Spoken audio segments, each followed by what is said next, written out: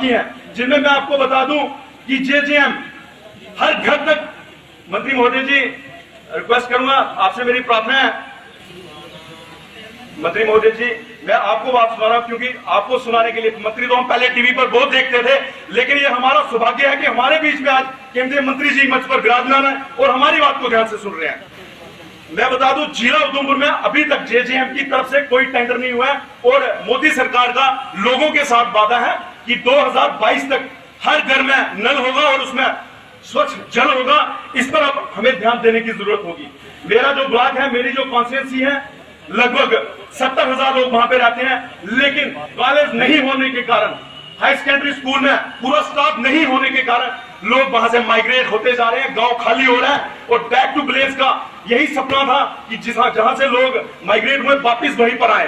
तो गोल्डी को कॉलेज जो है मिलना चाहिए, डिजर्व करते हैं। ये सिर्फ भाषण में नहीं, जमीनी सतह पर वहां के लोग कॉलेज की मांग रखते हैं और बार बार रखी है, लेकिन कॉलेज नहीं मिला है। और इसी कड़ी में मैं आगे बता दूं कि अगर 10 पंचायतों पर तहसील मिल सकती है, अगर 20,000 लोगों पर तहसील मिल सकती है, तो गोल्डी में 70,000 लोगों को तहसील क्यों नहीं मिल रही? इस पर भी सोचने का, चिंतन करने का विषय है। साथियों, इसी तरह से मंत्री जी, मैं आपको बता दूं कि प्रधानमंत्री ग्रामीण सड़क योजना के तहत हर घर तक सड़क तो पहुंच रही है, लेकिन उधमपुर से रामनगर तक बाय बरमीन, बाय गोल्डी, बाय चौकी जो सड़क है, उसकी हालत इतनी खराब है कि मुझे अपने कॉन्स्टिट्यूंसी में जाने के लिए दिक्कत तो होती है, लेकिन जो रोजमर्रा लोग अपनी जरूरतों के लिए उधमपुर आते हैं और वापिस घर जाते हैं, उनके लिए बहुत मुश्किल है। और इस सड़क पर काम तेजी से होना चाहिए ताकि लोगों को राहत मिल सके।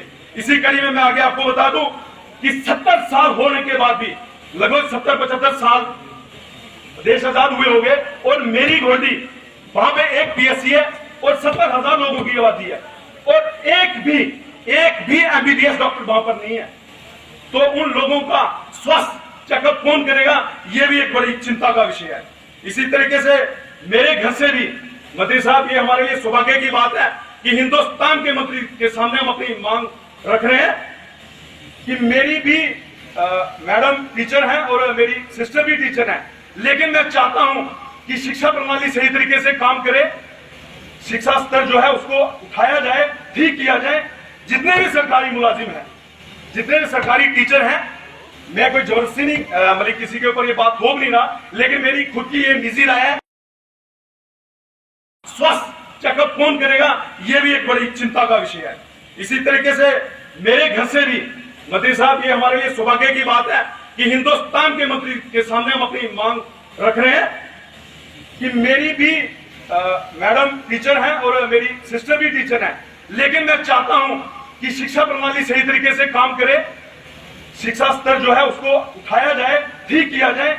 जितने भी सरकारी मुलाजिम हैं, जितने भी सरकारी टीचर हैं, मैं कोई जबरदस्ती नहीं, मतलब किसी के ऊपर ये बात थोप नहीं रहा, लेकिन मेरी खुद की ये निजी राय है कि उनके बच्चे भी सरकारी स्कूल में पढ़े, ताकि स्कूल में जो नौकरी चाहते हैं, जो रोजगार चाहते हैं, अगर उनके बच्चे भी स्कूलों में पढ़ेंगे तो मेरे को लगता है हम गांव में एक अच्छी शिक्षा जो है गांव के लोगों को प्रदान कर सकेंगे। क्योंकि गांव के बच्चों के पास, मैंने जैसे आपको बताया, स्टाफ नहीं है, इंफ्रास्ट्रक्चर नहीं है, रोड नहीं है, तो कैसे मुकाबला करेंगे दिल्ली के बच्चों से?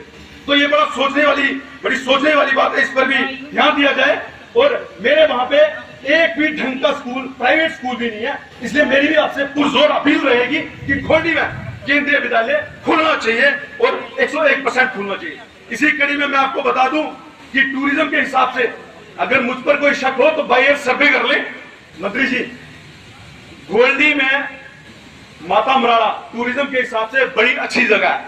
कुम्मन से जुगधार, कैलाशकुंड, डूडू, किच्ची, ये धरती का स्वर्ग है। आप बाय सर्वे करें, मैं आपको गारंटी के साथ कह सकता हूं, श्रीनगर से ज्यादा, हिमाचल से ज्यादा खूबसूरती आपको इलाकों में दिखेगी। और जिस दिन आपकी नजर इस इलाके पर पड़ी, यहाँ के युवाओं को रोजगार भी मिलेगा और टूरिस्ट के हिसाब से नंबर 1 डेस्टिनेशन जो है जम्मू कश्मीर में ये इलाके होंगे। और इसके साथ ही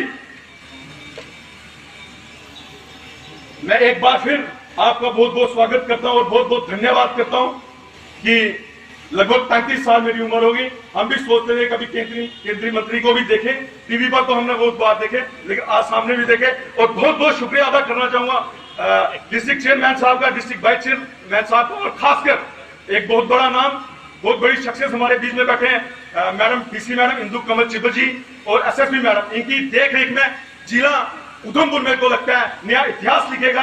तरक्की की बात करें, चाहे डेवलपमेंट की बात करें, जिस मर्जी तरीके से बात करें, आने वाले समय में उधमपुर नंबर 1 होगा। ये यहाँ पर बैठे हुए पीआरआई का आपसे वादा है, यहाँ पर बैठी हुई एडमिनिस्ट्रेशन का आपसे वादा है। जय हिंद, जय भारत।